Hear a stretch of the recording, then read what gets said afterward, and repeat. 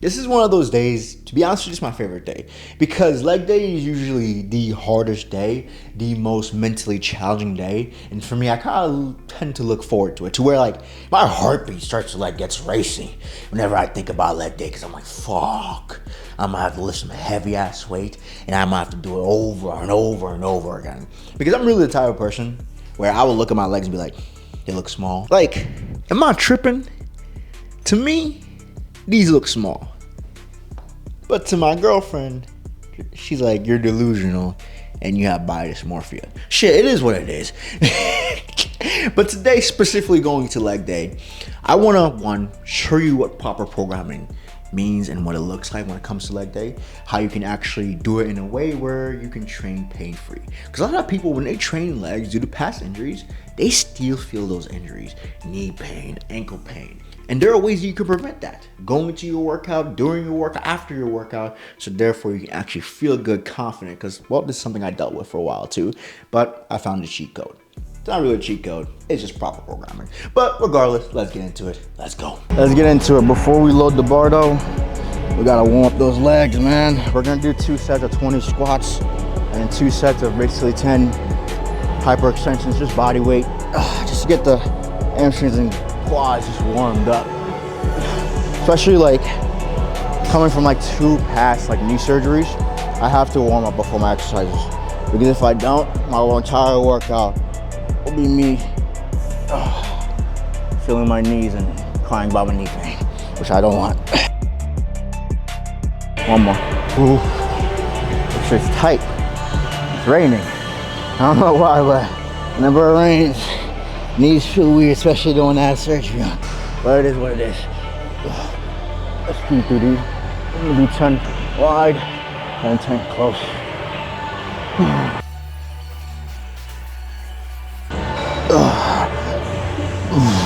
Nice. So when I'm doing these for hamstrings, instead of coming all the way up, again, same thing, chest up.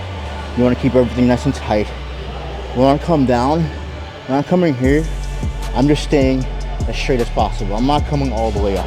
Because the minute I come all the way up, that's when my back just takes over, right? But the minute I'm here, I'm stretching the hamstrings and I'm emphasizing, I'm pushing on the pad with the quads to engage the hamstring, drive them up, and then right back down. And it goes, just get 10. Actually feel it. This feels good. All right, we got one more though.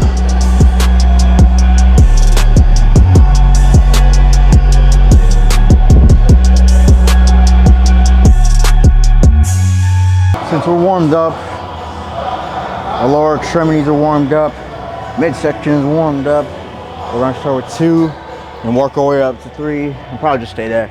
And you go for like that 6 to 10 rep range.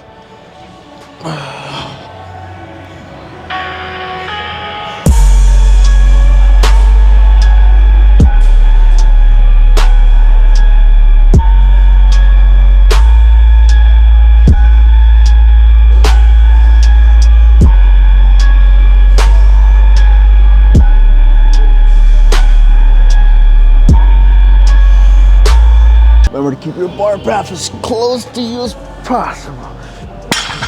The closer you are to your body with this, the easier it's gonna be to actually engage the hamstrings. And like the further away you are, the more you're gonna feel like your lower back. So like one thing I always like focus on is like I wanna feel the bar on my skin the entire time. I feel amazing. It's probably the heaviest I'm gonna go. The minute I go to 4, I can do it, but it's hard to control.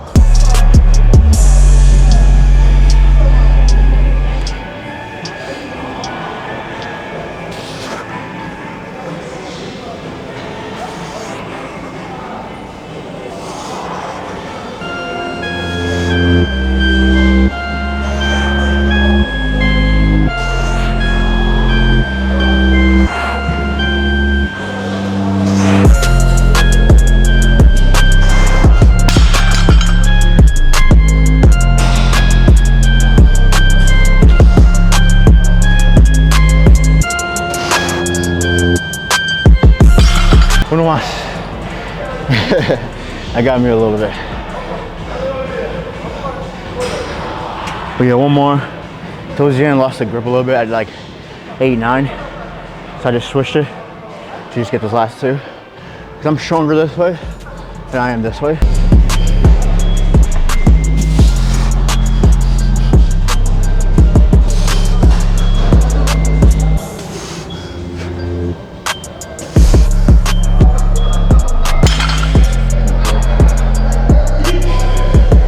See, this shit keeps fucking tearing off, bro.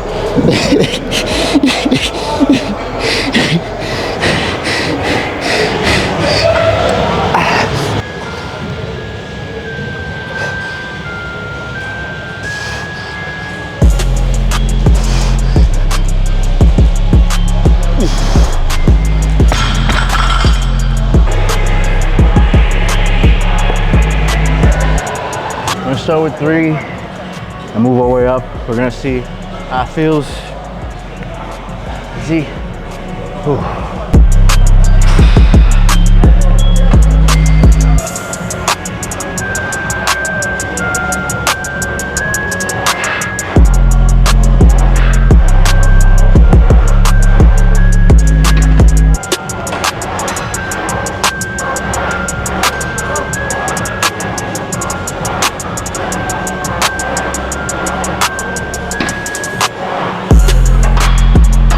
When it comes to leg press, I could probably put like 9 in that motherfucker and do it for like 5, 6.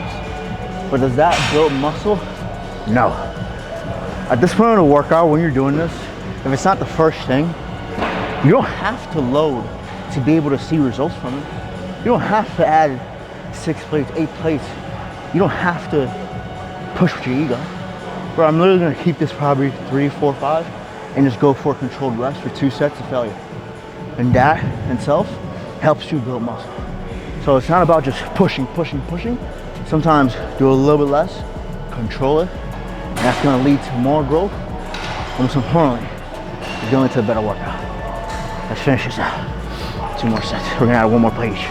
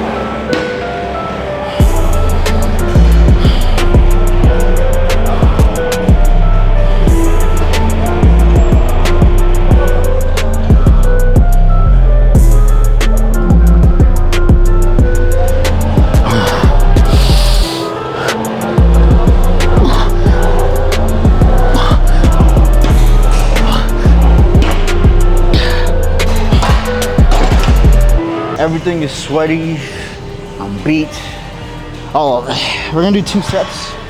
2 sets, 10 on each side, nothing crazy. I'm basically towards the end of my workout right now. After this, we have extensions, curls, and then from there on, just abduction. At the end of the day, we're gonna do this, finish out strong. We're just gonna keep it heavy for 2 sets, go for 6 to 10. Let's see.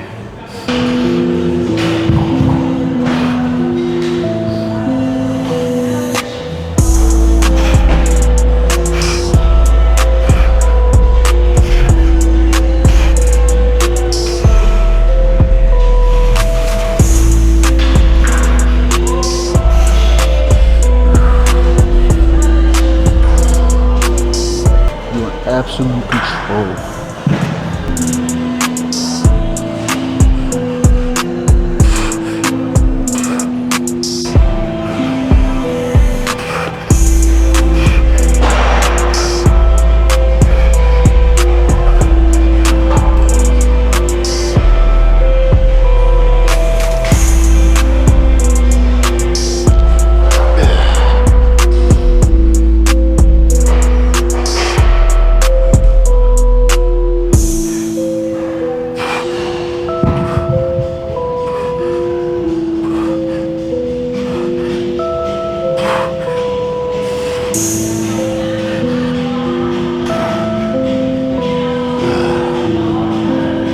I know it looked like I just showered, bro.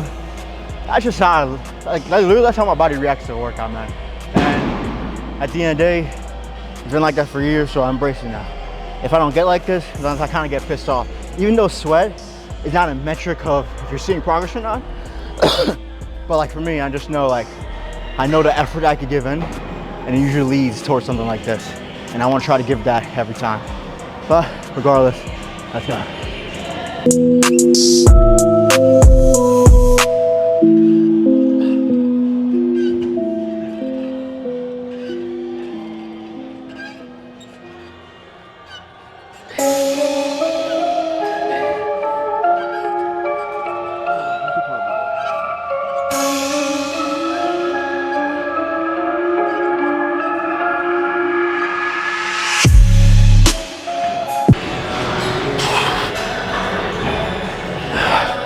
Always be flexible. No matter how much muscle you gain, keep your flexibility. That's why I'm so glad, like, when I first started becoming a trainer, I actually got into kickboxing. And through kickboxing, I just learned a lot of mobility. And I've kept that mobility as I've trained. Like deep squats, my squat used to be like shit until I did kickboxing. And my trainer was like, nah, you gotta fix that before you do anything else. Because your squat, your core, it's your balance. And if you don't have that center of balance, everything feels out of whack, right? So one thing I always advocate for people, like when you start training, always start to get a feel for your own body weight first, where you can get that control. And you can do that through machines, through cables, through strength training. It doesn't need to be one thing. It doesn't need to be calisthenics. It could be anything. But that's one thing I definitely say program for. But right now, one more set. Gonna blur these, going to go a lot heavier. Let's see. There's no music playing, by the way. My phone's over there. I don't know what happened in my bag.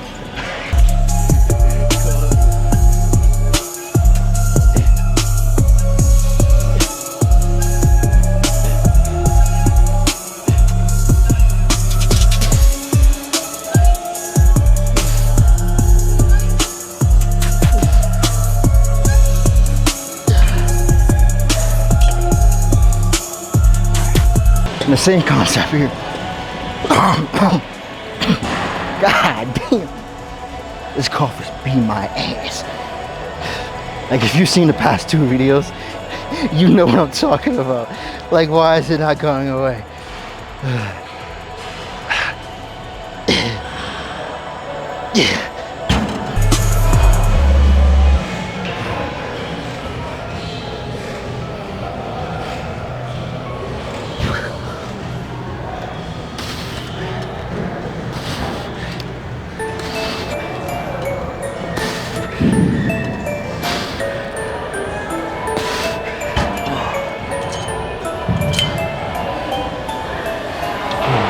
One more. Hey, that's why I love leg day. You can't wait until it finishes. But while you're doing it, you're dreading it. But the pump afterwards is something to look for. I mean, not really. I would say it differentiates. Because sometimes you got a leg pump that is so good that you can't even see your striations because it's so inflamed. Sometimes you got a leg pump that's so good that you get full control, full field of the striations. You're like, holy shit. So it differs, right? And I guess it depends on the day, how much you're doing what you do, but still, I look forward to it. Let me stop talking, man. Last set.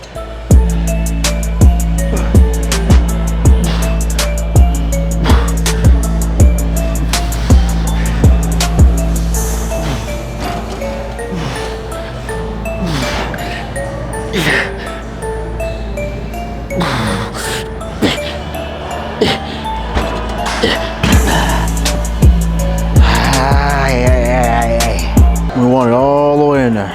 We want to go heavy, man. My legs hurt. I'm not gonna lie, I'm sore as fuck. But we're about to do 2 sets of these to absolute failure. So let's get it.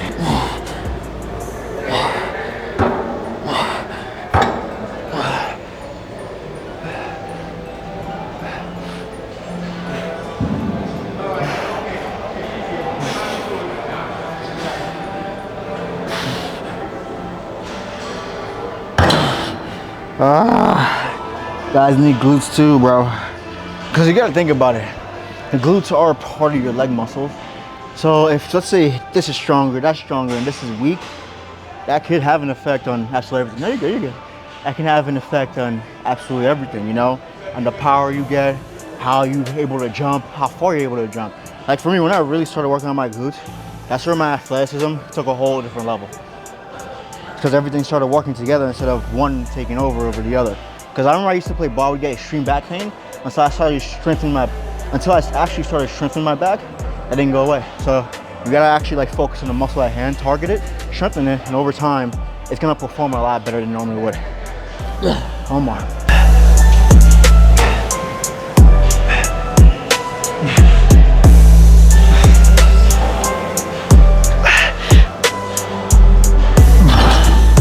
Ooh.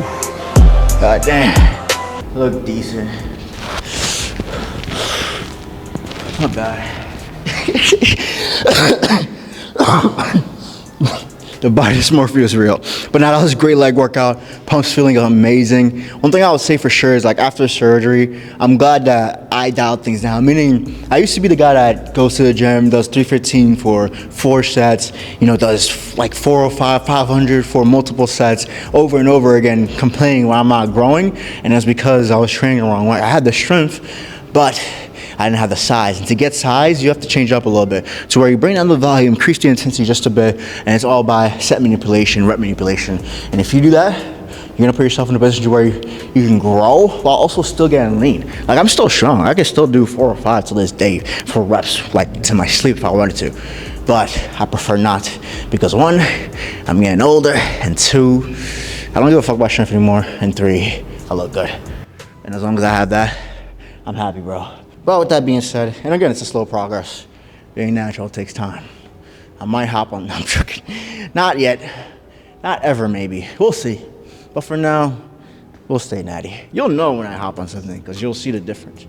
Like me natural now, if I were to be on something, would be like fucking monster that I don't want to see. Not yet at least. But for now, great workout. I'll catch you guys next time. If you guys got some takeaways from this, remember stay focused, stay locked in, nutrition, fitness, sleep. Peace!